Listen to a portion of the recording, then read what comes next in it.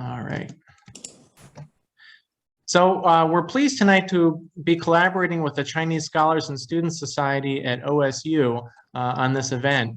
And we're also thankful for the College of Arts and Sciences Center for Career and Professional Success, which helped a lot with promotion for the event tonight. The Columbus Chinese Chamber of Commerce connects organizations in Central Ohio with individuals and organizations throughout the Chinese-speaking world. Our next event is on November 4th, when we have two attorneys from Porter Wright speaking on the subject of export controls, current events, and future trends. That event will be co-hosted with the Greater Cleveland Chinese Chamber of Commerce and the America-China Society of Indiana.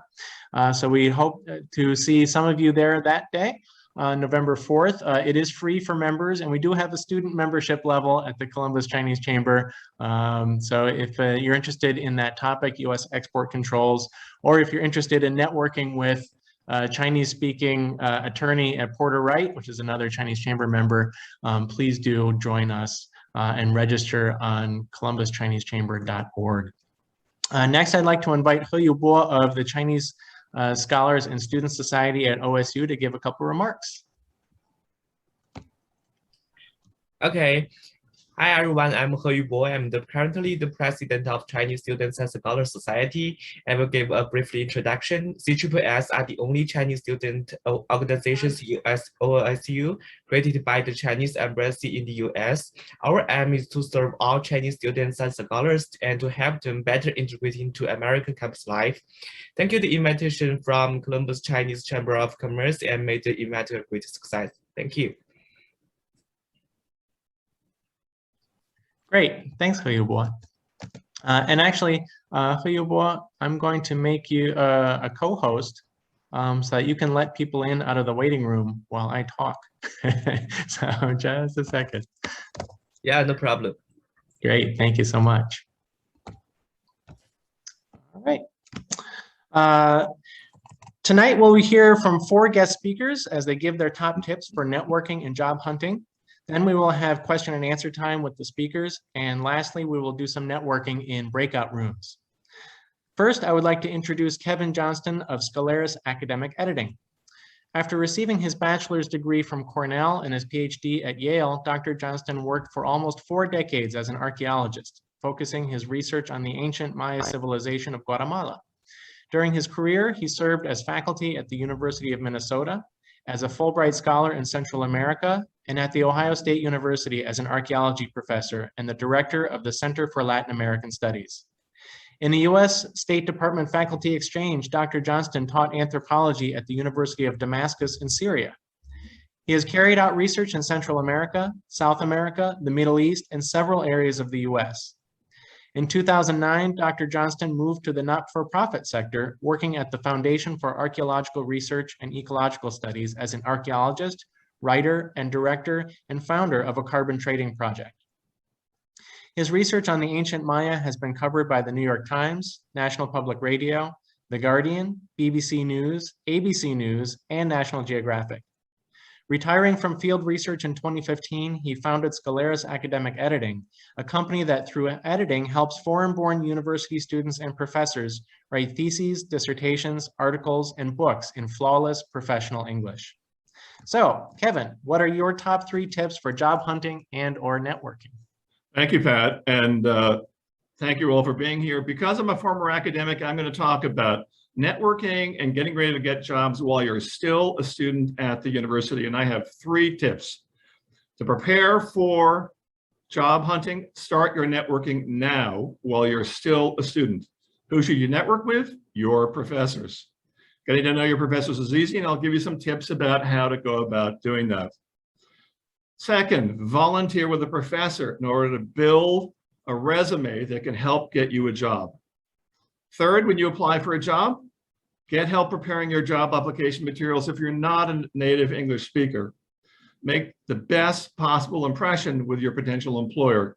Strong writing is often seen as a sign of professional competence, accomplishment, and potential. So you want your application materials to be flawless.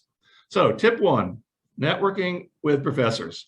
So why is this important? There are 3 reasons. First, your current professors are potential future referees. That is, they can write or recommend you to employers. I'm in the social sciences, and my field, most professors don't write letters per se. Instead, employers will call professors and speak to them about students who've applied for a job, or they may do an online survey which asks questions about the students. Employers want to know, is the applicant hardworking, serious, ambitious, self-disciplined, easy to get along with, likely to succeed? They also want to know, how well does the referee know the applicant? That is, the person who's applying for the job. They want to know, does this person know the applicant well? And the way to demonstrate that is for the professor to cite lots of personal experience that the professor's had with the student, maybe working in a lab, maybe through conversations during office hours, maybe through field research. The more detail the professor provides, the more credible and convincing the letter of reference or the reference is likely to be. Professors also are highly credentialed. We have PhDs. We're often regarded as leading specialists in our field. And as a consequence, their reference can have a significant impact on the outcome of a job search. Second, professors know people in the industry or the business usually that you want to get into. They often know them personally. And if they're willing, they can act on your behalf. They can contact people in the industry, people they know, acquaintances, to put in perhaps a good word in your behalf, all of which can be influential.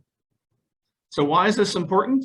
Because networking contacts can provide you with valuable information about your industry, the work culture, the type of work that's done, the expectations for new job applicants, how to position yourself effectively in your job application. What is the employer looking for?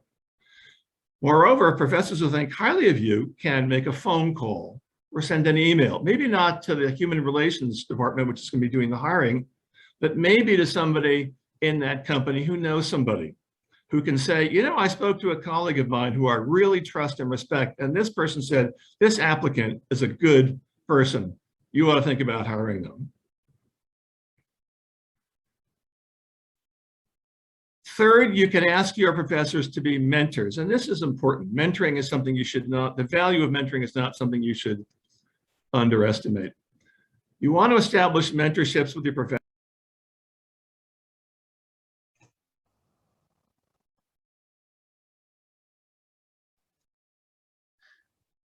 Sorry about that, Kevin. I was admitting someone from the room and it hit the mute button instead. So professors can also be mentors, and mentoring is important because mentors can tell you how a field works and how to advance in it. These are experienced people who are generous with their time and with their advice. And you'll find that a lot of people, particularly more advanced people in your field, are likely to be happy to dispense with that advice. Mentoring also shows seriousness, or requesting mentoring shows seriousness of purpose. If you ask a professor or somebody in a line of work to be your mentor, you're showing two things. You show you understand how the field works, and you understand the importance of mentoring and the seriousness of your purpose, your desire to get ahead in that field with advice. So how do you meet professors? It's actually pretty easy. You go to their office hours. All professors list office hours. Often students don't go. Many professors sit in a lonely place in their office waiting for students to show up. Professors are actually interested in their students. They want to know, are you listening? Do you find this interesting? Do you want to pursue a future in this field? If you're ambitious and hardworking, how can I help you? You'd be surprised how much willingness there is to do that on the part of professors. If you meet with a professor who's not particularly interested in being helpful, don't worry, meet with another professor, and eventually you will be successful. Now to a linked topic, volunteering to build up a resume. And this is very closely linked to working with professors and mentoring with professors. Volunteer with professors who can be your mentors. There are plenty of opportunities to volunteer at any given university, and there are lots of them at OSU. I just got off of the internet recently and looked at information about mentoring opportunities and volunteering opportunities at OSU, and OSU has lots of that information online. Volunteering gives you an opportunity to network with your professors, with other people working with your professors, maybe with professionals in your field that the professor knows. Your goal is to make connections with professors and with people already established in the field that you want to enter, people who can give you advice and people who may be willing to help you along. And there are 5 ways to do this. In the natural sciences, for example, or in engineering and the medical fields, find out which of your professors have labs. Probably almost all of them will. Labs need volunteers. Depending on the complexity of the research being done, there would be lots of jobs. In fact, there might even be paying jobs. If you can get yourself into a lab and get to know people there, you will establish a series of mentors, professors, graduate students, lab directors, lab personnel, all of whom can tell you about how a field works and how to get ahead in it. So why do you want to work in a lab? Labs provide you with real-world professional experience. They expose you to professional field. They teach you skills that allow you to step into a professional position. They expose you to professors, lab directors, graduate students, all of whom can give you advice. All of whom, many of whom, particularly professors and lab directors, are already established figures in the field you want to get into. Many of these people know about jobs. They know about who's hiring. They know how to get jobs. They know how to introduce you to people who know about jobs, who can befriend you and help you. If you're not sure where to find these opportunities, look up undergraduate research opportunities at OSU online. You'll find lots of them and follow out those leads. Also, go to your departments, go to your colleges, speak with professors in your department and say, I'd like to volunteer in a lab. I'm willing to work. Who's willing to give me a volunteer opportunity? And then take advantage of it. When my wife was an undergraduate, she's an archaeologist now. She was interested in getting a lab job. She found a job cleaning test tubes in a science lab that analyzed lake sediment samples. She didn't really care about lake sediment samples. She really wanted to be an archaeologist, but she cleaned the test tubes. And the next thing you know, she was helping with the analysis. And the next thing you know, they're inviting her to go into the field on research. And then they invited her to go to conferences to help prepare research findings. She also learned how to do rigorous scientific research.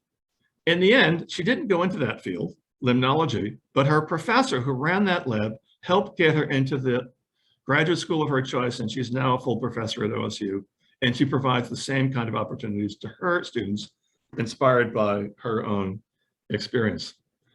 Here's a third mentoring opportunity. Every university has clubs, and a lot of those clubs are job and profession oriented. OSU has hundreds of them. Clubs in engineering, ecology, finance, big data analytics, biophysics, biomedical science, pharmacy science, business law, hundreds more. Most of these clubs have advisors who are either professors or business professionals. Join those clubs and get to know the advisors as well as other students. See who can give you mentoring opportunities or even volunteering opportunities, and take them if you can. Also get to know the students who are in these clubs, and here's why. I can tell you this, having spent many years in academia and then retired. When you get later on in your career, you realize the importance of mentoring with those you went through college with and graduate student with. Careers are long. They may last 20, 30, 40 years long. Many of the people who are your friends now in your field will remain your friends into the distant future in your careers. Those peers of yours can help you and you can help them. It's an extremely important support network over the long term. So also get to know your students. Fourth, you can get to know university alumni in your field. Every university has an alumni association, and major colleges and departments may have their own alumni organization. So for example, OSU has a medical sciences alumni organization, a business alumni association, business school alumni association, an engineering school alumni association. You can ask to volunteer at those alumni associations. In fact, I looked online and many of those organizations are looking for undergraduate volunteers. Tell them that you want to meet people in your field, you're willing to work, and you want to learn about this field. Many of those alumni are going to be people who will be happy to help you in the ways that I've outlined to you here. So find those organizations and look them up. Also, go online at OSU and put in Alumni Association volunteering. Things will pop up. Fifth, there's community or professional volunteering, which can offer the same kind of opportunities. So for example, if you're interested in finance or in law, volunteer in a community legal clinic or a tax clinic that helps the underprivileged. You will meet people there who are established in your field and who will be impressed by your willingness to help out. Those can lead to good professional contacts and opportunities. And you'll also get relevant experience. Just as when you work in a lab, you get relevant experience, and you can put that down on your resume and develop it. Show that you have real world work applicable skills. You don't just have classroom experience, you have real world experience. Finally, my third tip, and I'll be quick about this, is create a good first impression when you apply your job application materials. You want to write a strong, clearly written, error-free cover letter, resume, and any other documents you have. These documents are your primary initial contact with your potential employers. For any really good job, there's going to be a lot of competition. That means a lot of applicants. And I can tell you from sitting on application committees at the university, they're going to get a lot of applicants, and they're going to be looking for reasons to remove some of those applications. And giving them an excuse to remove one by yours because of errors in your essay is something you want to avoid. So work with a professional if you can, or work with your college if they provide these opportunities. Most universities have job application offices who can help you. They don't always polish your materials to the degree that is useful, but organizations like mine, Scholaris Academic Editing, does that kind of work. There are plenty more that can help you. We're here in Columbus. So summarizing, network with your professors because they are sources of references, volunteering opportunities, professional opportunities, networking opportunities, and potentially work opportunities. Get to know your professors during their office hours and get to know them better by volunteering on their projects. Give them an opportunity to get to know you. Also get to know professors in other departments by volunteering in clubs and community organizations and professional community organizations. Choose one and pursue it. Prepare the best job application materials possible. That means writing an error-free, professional sounding essay. You want businesses that help with that to help you, or find resources in your college that can help you. Lastly, network with other students in your field. They will be your colleagues and peers into the future, and you will be astonished at how much over the long term those peers can help one another. I've had personal experience with that many years after I first got to know undergraduates. Thank you. Great. Thank you very much, Dr. Johnston.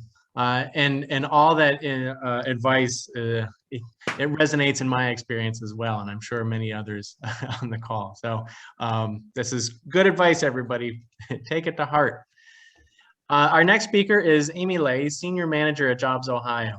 Amy Lay leads Asian Business Development and Business Intelligence at JobsOhio, Ohio's private economic development corporation. In this role, Amy oversees all Asian offices, including Japan, China, South Korea, India, and Taiwan. Amy's teams focus on identifying and attracting Asian companies to invest in Ohio. Amy is passionate about supporting foreign direct investment in Ohio. Prior to joining JobsOhio, Amy was a project manager at Prometheus Investment Group. Amy also worked at Northwestern Mutual, Bank of China, and China Merchant Securities. Amy received a Master's of Finance and a Bachelor's of Science in Business Administration from The Ohio State University. Amy? Sure, thank you, Pat. I would, begin to say Kevin did a great job, and I certainly agree with, all the great suggestions. I experienced those benefits as well. So when I'm a OSU Buckeye. So when I was at OSU, I definitely, had a close relationship with many professors. They gave me a lot of mentorship, help, reference for me to get good job opportunities and interviews. So all those detailed suggestions, definitely very, very helpful. So I think for all the, students here, hopefully, you are taking notes and you're actually implementing those ideas, because you can, we can give you a lot of tips and suggestions. I think the most important thing is you actually make those suggestions yours and develop a plan to execute it. So my top tips tonight, first one is actually develop achievable goals and execution plans and be committed to those goals and plans. So the second will be develop good technical skills. And the third will be develop good software skills, soft skills. So for each of the tips, I will elaborate a little bit more. First one, develop achievable goals. So, I mean, the fact that you all are here tonight on a Friday night actually already shows your strong commitment to be successful and to learn. So I think this is a great thing, and I definitely encourage all of you to do more and try to look for other opportunities. Don't wait for opportunities to come to you, because I'm going to tell you, they won't.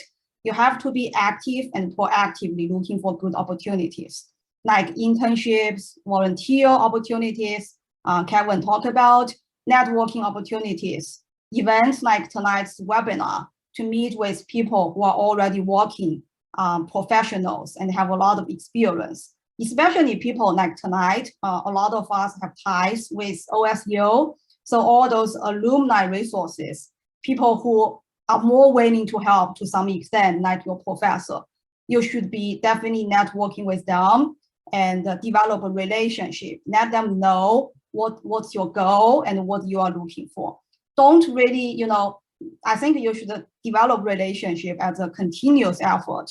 Don't wait for last minute and call people. For example, call Bonnie or me. Hey, I'm graduating tomorrow. Can you help me to make a reference letter? This won't work, because we have to know you to be comfortable to recommend you. But all of us are willing to help.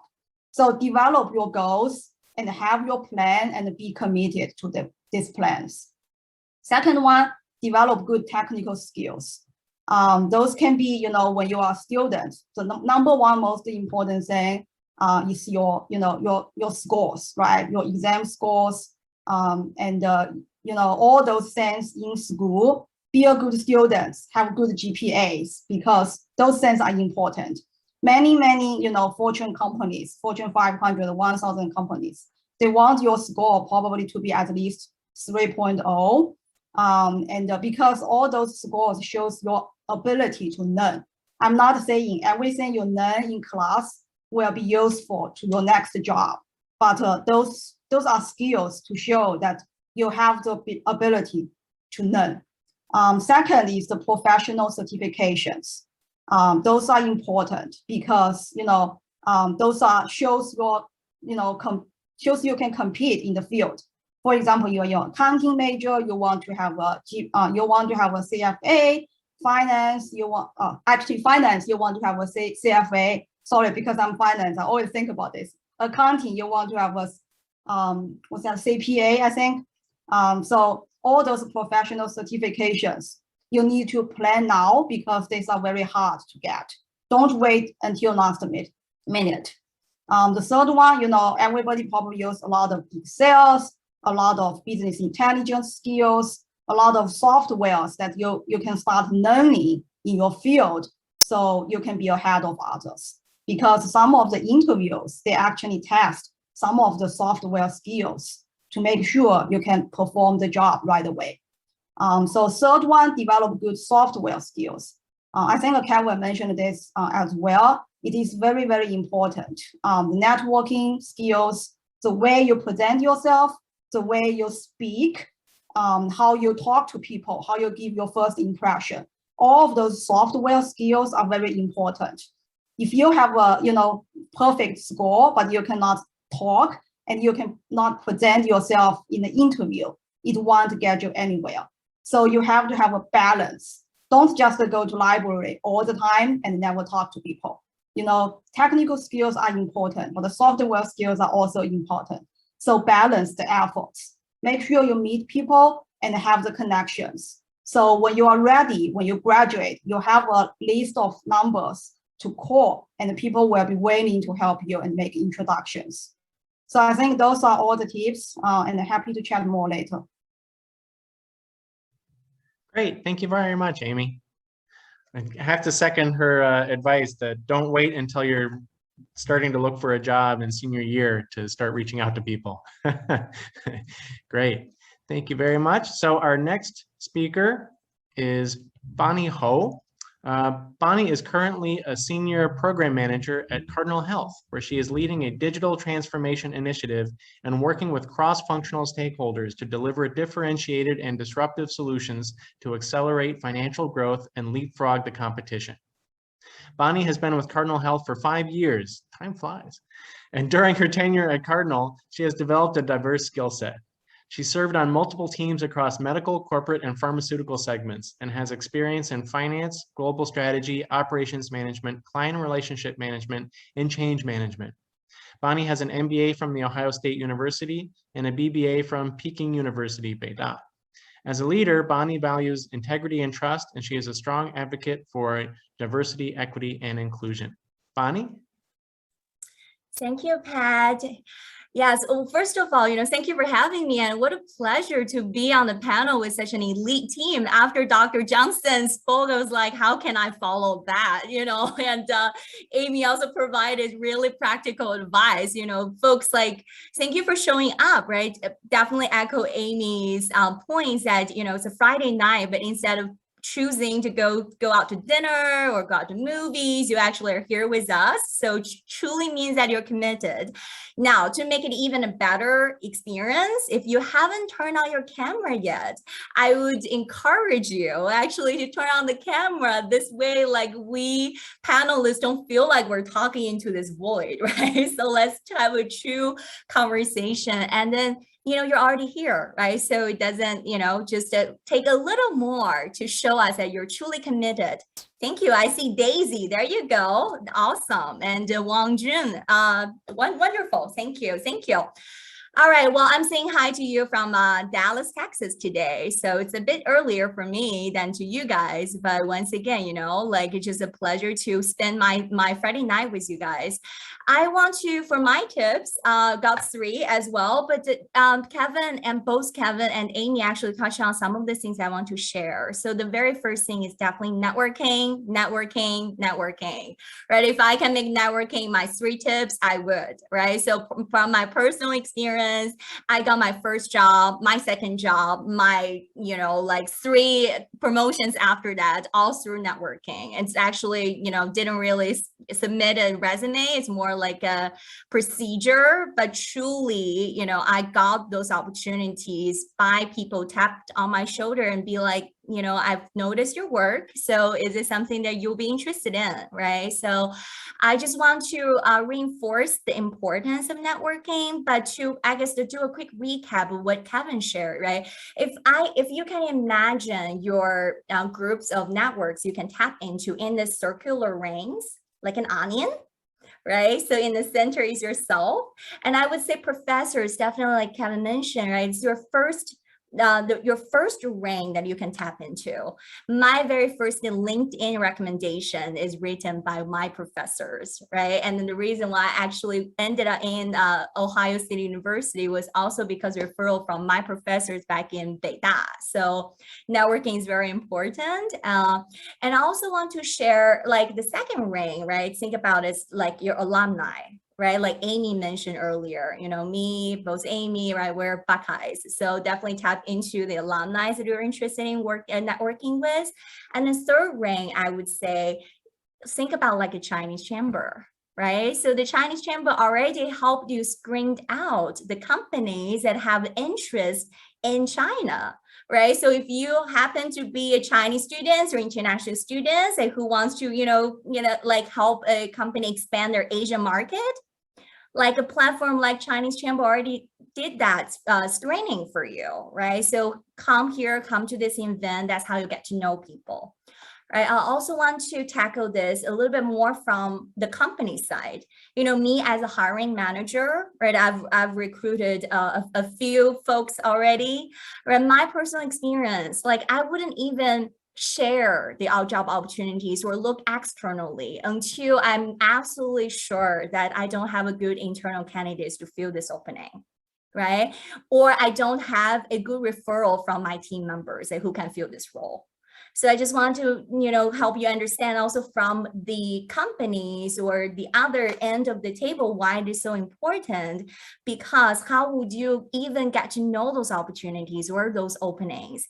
It's by having a relationship with someone who's already an existing employees at those companies, right? So that's my number one advice. Second advice, which is kind of typed into what Amy shared with you guys around the soft skill, right? What I'm gonna elaborate on that is really developing your storytelling skills, okay? Do you have a good story? Like in addition to the wonderful resume that Kevin and his organization can definitely help you with, right? But think about at the end of the day, what is a resume? The resume is to tell the story that you're the best fit for the job, right? But when I hand over somebody a resume, I also hand them over a Bonnie on a page, you know, with logos explaining who I am. I don't know whether you guys have a personal branding, but Bonnie has a personal branding. Bonnie's branding is Bonnie's Epic. Epic what? Is EPIC are 4 words that people use to describe me: exuberant, problem solving, inclusive, and creative. Right? So when I show up to tell my story, it's not just on a piece of paper, but I have a catchy phrase that you're going to remember, right? And then also, why do I apply for certain roles? I tell them my entire life is driven by 4 letters, A, B, C, D. What are those? Anytime there is a chance for adventure, anytime there is a chance to build something, to create something, and to deliver something, I'm there. And you know what? During an interview, what I'm going to tell is to tell them whenever they're thinking of an adventure, to think of build something, create something, deliver something, who they're going to call? They're going to call Bonnie. All right. So now that's just an example for you to start reflecting on your stories, right? And then when you go to the professor's office hours, right, making sure you have a story to share with the professor. And with your, you know, how do you come up with the story? Interview some of your best friends, your teachers, professors, ask them, if using 3 words to describe me, what would you say? And that's how you come up with your story. Right? So that's my second point. The third point is be patient and be persistent. Okay. Like Kevin said, career is a long journey, right? Like job hunting is also sometimes takes time. You know, you're not gonna just go get a job the first resume you send out, or you're not going to perfectly deliver your story the first, you know, coffee chat you set up with somebody, right? It takes practice. And you will experience some rejections and some failures, but you know what? It is okay. It is gonna happen. Just sprinkle a little bit more patience in that journey. Be a bit more persistent to really show that you mean what you say, and you will get there. You will land on an ideal job. If I did it, if Amy did it, we're the example for you that it is very possible. Okay. All right. So here you go, Pat. I hope I did good on time as well. That's my 5 minutes. That was perfect. Thank you very much, Bonnie. You're welcome. And everybody has been giving great advice so far. We have one more panelist, but I wanted to piggyback on something that Bonnie said, that of course, the Chinese Chamber here is a great connection for those of you who are interested in helping organizations connect with the entire Chinese-speaking world. That includes mainland China, Taiwan, Singapore, etc. But if you're not ethnic Chinese or a Chinese speaker, I see we have some folks from South Asia. We have potentially somebody or two from Southeast Asia. There are other organizations here in Central Ohio that are also good bridge builders for you. So if you're a South Asian heritage, we have AIABG, that's the Asian Indian American Business Group, AIABG. So just Google Columbus, Ohio, AIABG. If you're from Southeast Asia or elsewhere in Asia besides Chinese-speaking world, I think Wanjun, maybe you're Korean ethnicity, perhaps? Yeah, okay. Then AACG, Asian American Commerce Group, would be a good organization to get in touch with here in Columbus. That is an organization of Asian-owned businesses. So Asians from all over the world are represented in that organization. So great. Our fourth speaker, Michael Lehman, his video camera has been giving him some trouble with the bandwidth. So he wasn't able to turn on his video when Bonnie asked us all to turn on our videos again. Michael works for Abbott. He graduated from Ohio State in 2014, with bachelor's degrees in both Chinese and business with a focus in marketing. In the years since, he's had a variety of professional experiences ranging from selling new car inventory to some of the largest Ford dealers in the country, to managing the marketing campaign for the pre-launch test of the breakfast menu at Wendy's prior to the nationwide rollout. Yum. He currently works at Abbott Nutrition, managing the Instacart relationship and helping to develop the company's overall omni-channel business. He lives in Columbus with his wife, Megan, and their dog, Avalon, and loves to chase hard achievements in video games in his spare time. I bet a lot of you on the call can relate to that. All right, Michael.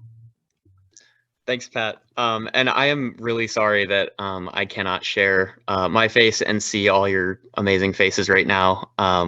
But this is what it is, so we'll make do. I guess to start off, I would just echo almost every single other tip that I've heard here tonight. Everybody has been giving really good stuff. A strong network is huge. A lot of the focus around a strong network has been about how like those connections can help introduce you to opportunities on kind of like what some people might call like the hidden job market, like those jobs that may not be posted yet or that you may not be aware of, but you know, your network can kind of serve up to you. I think that it even goes beyond that. So a strong network develops your reputation, you know, and gives you people to ask for references and gives you people to put like, I think it was like Bonnie said, like put your, you know, they can give you LinkedIn recommendations and build that personal brand that she was talking about. So it's just absolutely echo that. A network is huge. So I guess I'll get into my 3 prepared tips. So the first one is to keep a record of big wins. So a lot of us talked today about how to develop experiences and how to get exposed to, you know, entry-level opportunities in your field or in, you know, areas that you might be interested in. As you're doing that, keep a record. When you do something really cool, write it down, put it in a folder somewhere.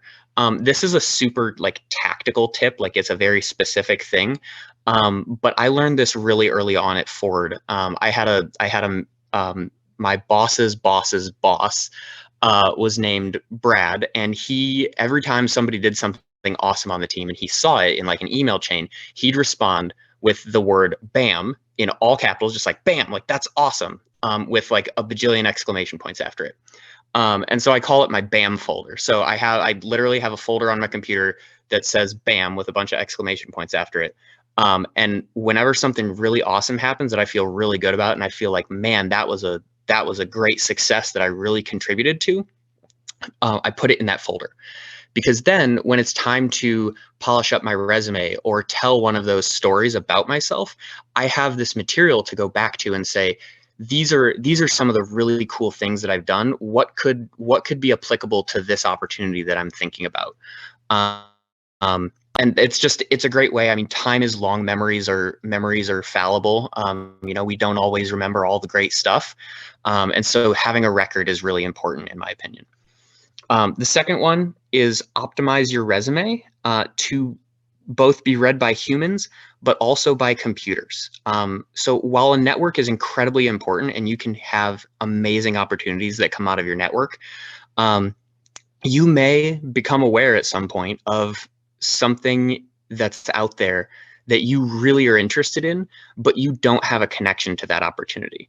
And so this is where having a resume or knowing how to create a resume or a story about yourself on paper that's that's filled with the right keywords to get past that initial applicant screening system is really important, because if you can get in front of that person, then you can tell your story for real.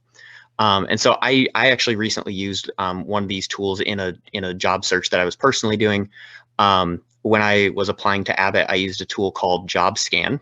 It's a website. There's a free version as well as a monthly subscription, but it will compare your resume to job postings and give you tips on how to better optimize to get it in front of a human being.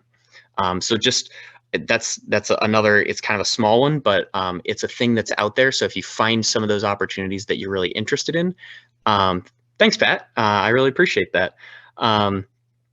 Yeah, so Pat just put it in the chat. That is exactly what I'm talking about. So that type of service can be invaluable if you're going after one of those opportunities where you don't have a direct connection, but you'd still like to give it a shot.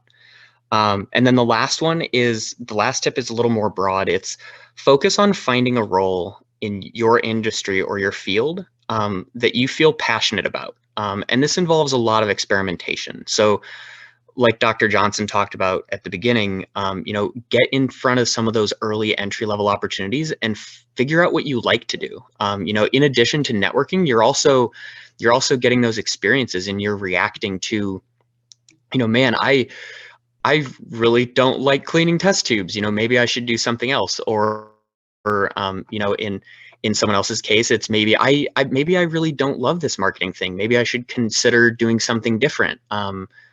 And so having those early experiences allows you to change direction early in your career. And so just my advice on that front would be just have as many diverse experiences as possible, as early as possible, because that will help you figure out what you want to do long term, and then you can really pursue that with passion. And ultimately, it's kind of like a feedback loop. When there's passion, you do well, and when you do well, you have more opportunities because you're doing good work. And so when you find that true like thing that drives you, the success will come pretty naturally.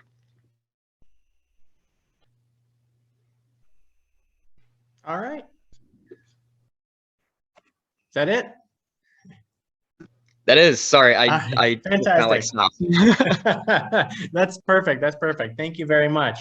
So next we're going to go do some Q&A, but before we do that, after Q&A, we're still going to be doing some breakout rooms and practicing networking. I've been to a number of networking events on campus at OSU where there were professionals and OSU international students in that field. And what often happened was the international students would clump up in one corner and talk to each other because they felt most comfortable talking to each other. But the way you become comfortable talking to strangers is by talking to strangers. So after we do a couple of Q&A questions, I hope you stick around for the virtual breakout rooms. And as Kevin and others have said, if you find yourself in a virtual breakout room with only with other students, that's still valuable. My first job after college, I found through one of my classmates. I had sent out 50 resumes and I still got, or just cold call resumes to companies. And my first job was still thanks to a personal relationship I had with my classmate. So don't look down on networking with people that are your peers. So for the question and answer portion, I would like for you, if you have a question you would like to ask of all the panelists or one of the panelists, please send it to me individually in the chat. So click on the chat function, click on send to Patrick McAloon, and I will pull out a couple of the questions and ask the panel. So this way it just doesn't get crazy with 20 people asking questions at once. So send any questions you have to me one-to-one in the chat, and I'll pull out a couple before we go into our breakout rooms.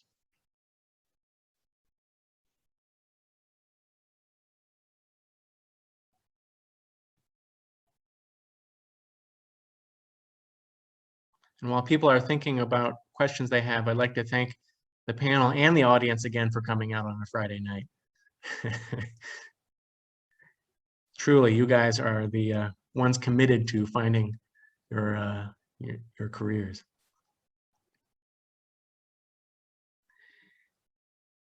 I'm going to throw out one question.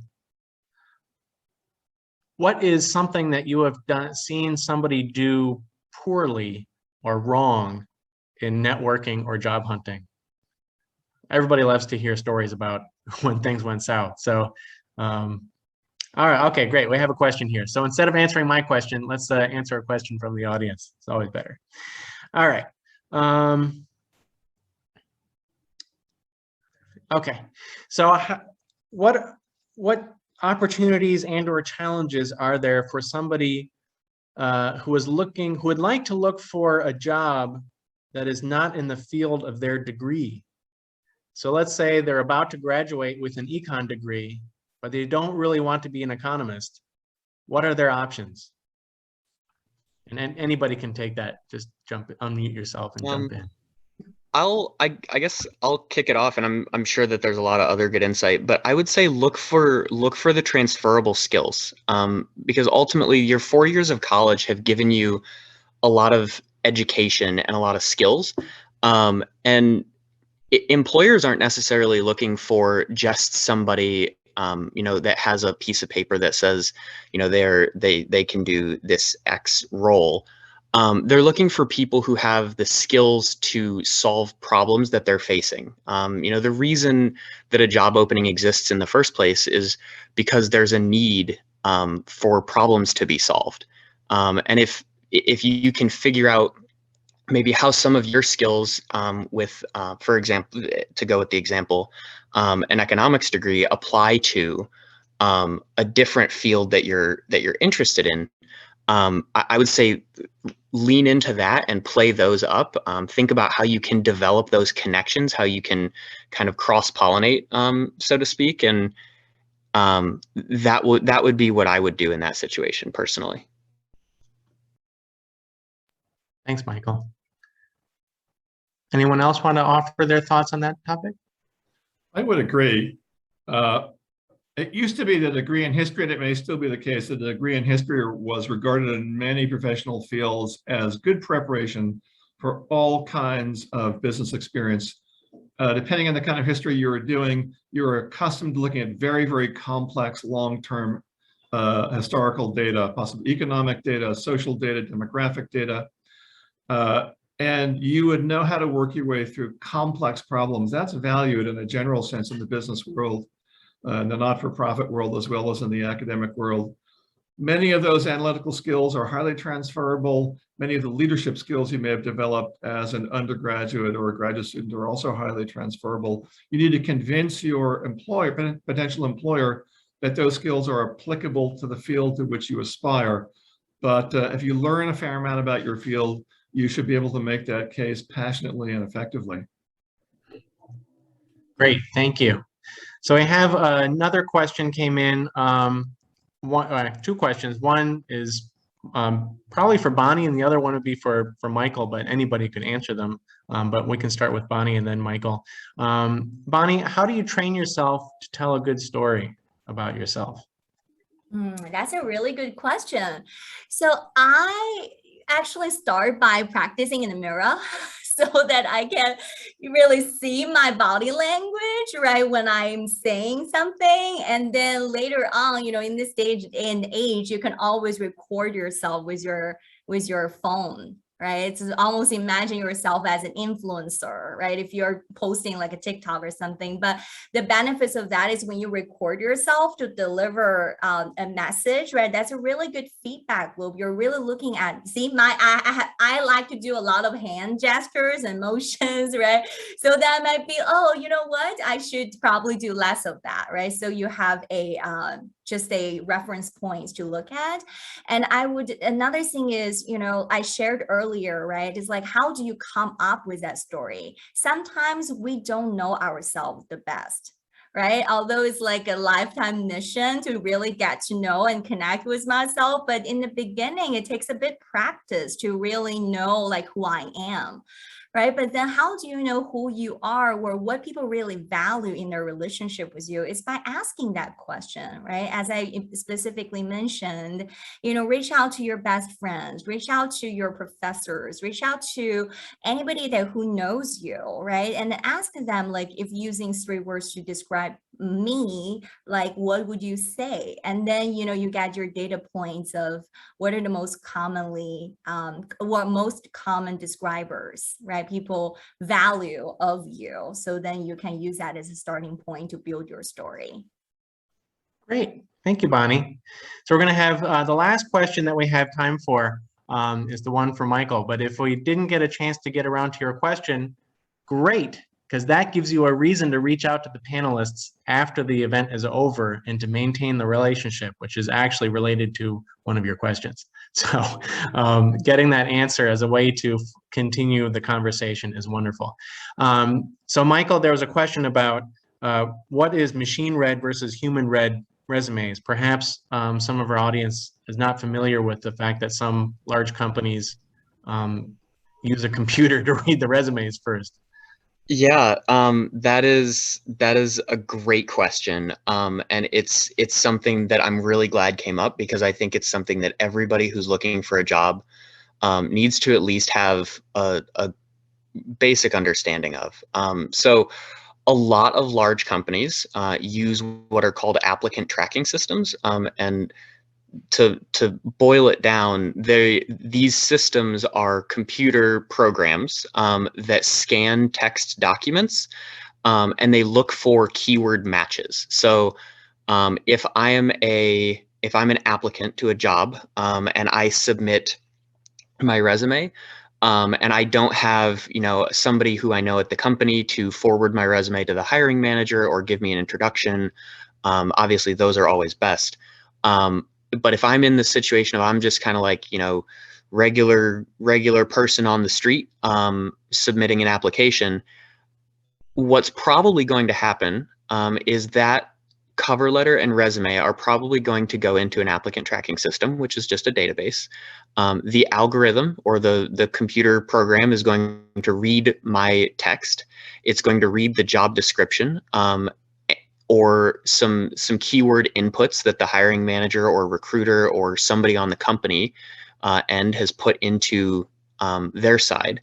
And it's going to come back with a match. And sometimes this can just be like a single number, like it's a 40% match based on how many recurrences of the keywords matched up, which keywords matched up. I believe I am not a hiring manager, nor am I a recruiter, so I haven't used one of these to hire.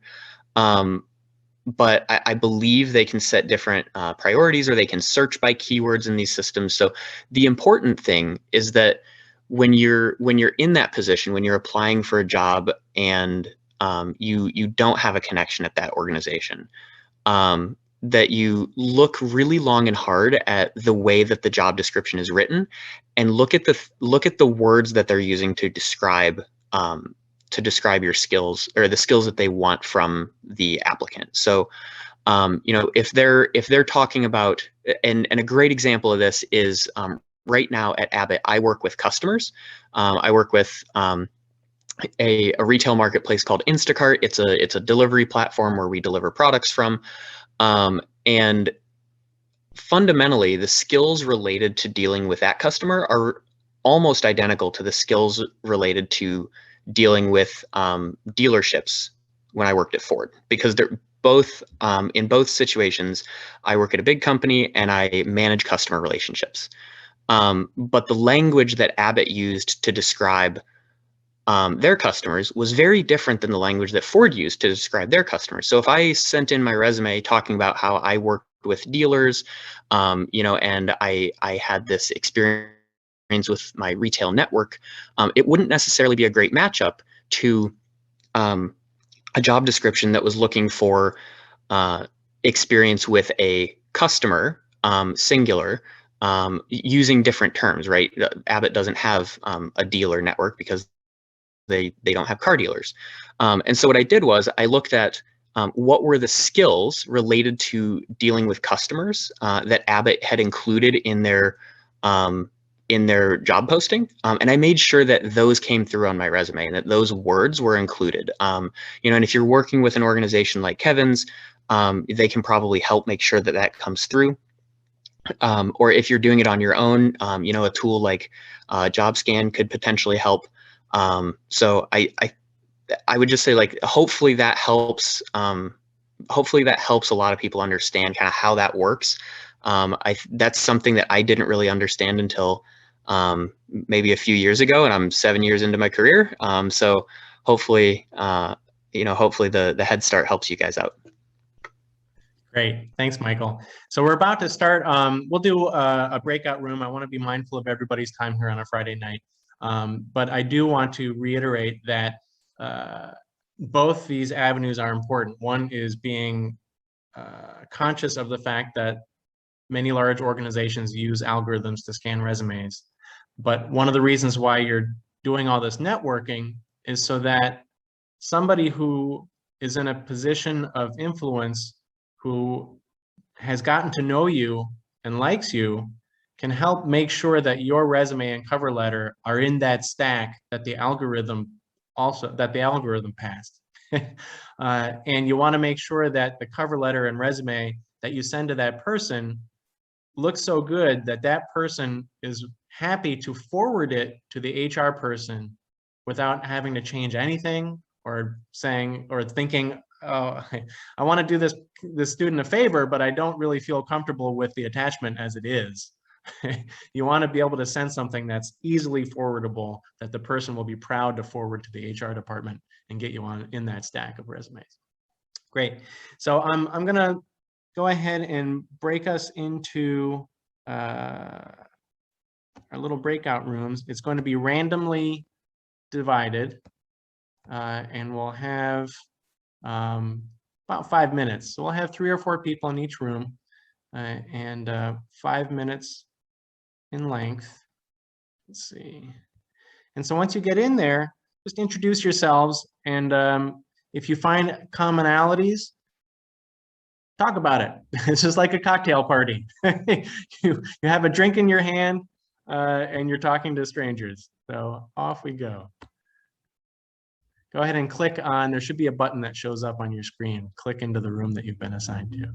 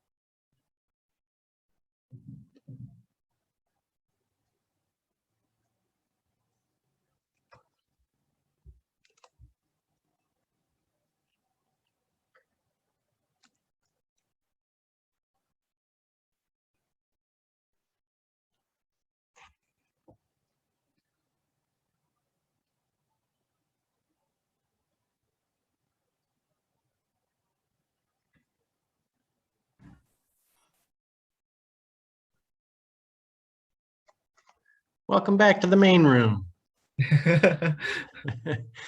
That really was a randomized room creation.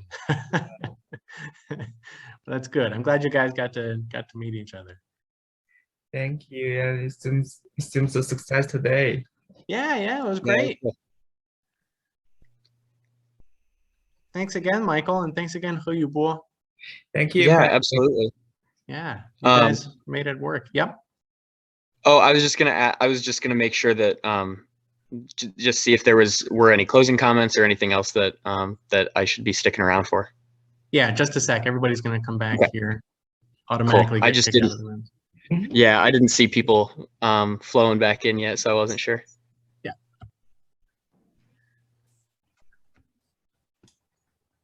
Great. Welcome back. So again, thanks for coming out on a Friday evening. Many thanks to our panel. Many thanks to the Chinese Scholars and Students Society at OSU, and all of you to come and listen to this. Truly, keep in touch. This weekend, I will send out an Excel spreadsheet to everybody who opted in to share their contact information. And that would be a good start for going through and adding people on LinkedIn, actually, because the whole world, as of yesterday, minus China, is on LinkedIn. And so this is a good reason to reach out to us on LinkedIn and connect with us. Great. Thanks again, and have a good weekend. Thank you, Pat, and thank you all. Everybody. Thank Thank you. you Bye. all. Yeah. Bye. Bye-bye.